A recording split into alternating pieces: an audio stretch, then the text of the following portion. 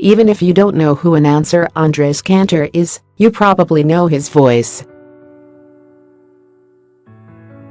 To be more specific, you probably know how he calls a goal.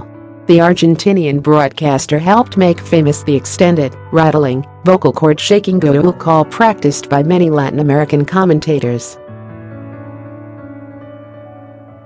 Cantor has served as the lead play-by-play announcer for Telemundo's coverage of the 2018 World Cup, and if you watch his work there's a certain energy, perhaps typified best with the goal calls, that's often absent in the American-led broadcast on Fox. It's very organic. I would say that in pretty much all the countries in Latin America, including Brazil, the goal calls are called the same way, Cantor told Newsweek in an interview ahead of the World Cup final scheduled for Sunday.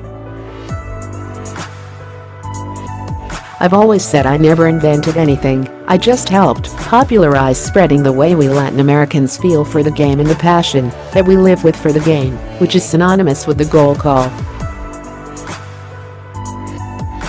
And if you've watched enough games this World Cup, you've likely noticed subtle differences in each GOOOOOOOL. Cantor said he ramps it up or tones it down depending on the situation. The importance of the goal, the minute it's scored in, the way the play evolved has a lot to do with the way the goal call comes out, he said. It has been a fun World Cup, chock full of upsets such as Germany exiting in the group stage or Spain getting knocked off by Russia in penalties. It'll all culminate with the final on Sunday, which will feature the heavily favored France and upstart Croatia, who could win the first ever World Cup title for the nation. Cantor called it a crazy and unexpected World Cup, and one he has vowed all across Russia to watch and commentate on. He said he called 12 games in 12 different cities in just a dozen days, flying to and from towns in a whirlwind of no sleep and irregular meals while downing honey, lots of water and an Argentinian herbal tea to try to take care of his voice.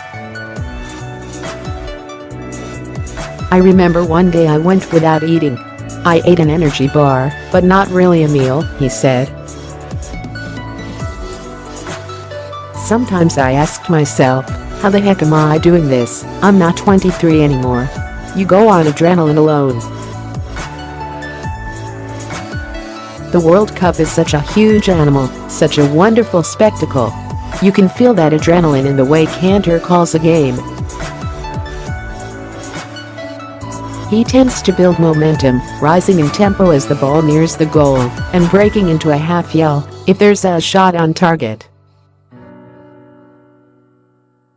Even if you don't understand Spanish, even if you're not really watching, Cantor's cadence transports you into the feel and the emotion of the game. He's well practiced, having covered the sport, and the World Cup specifically, for over 2 decades. For 55-year-old Cantor, it's a heck of a career for someone who loved to play soccer as a young man and as a student at the University of Southern California. I always say that soccer broadcasters are frustrated soccer players. I played in high school, I played in college, he told Newsweek. So I got involved in this professionally because it is the best chance to get as close to the game as I am now.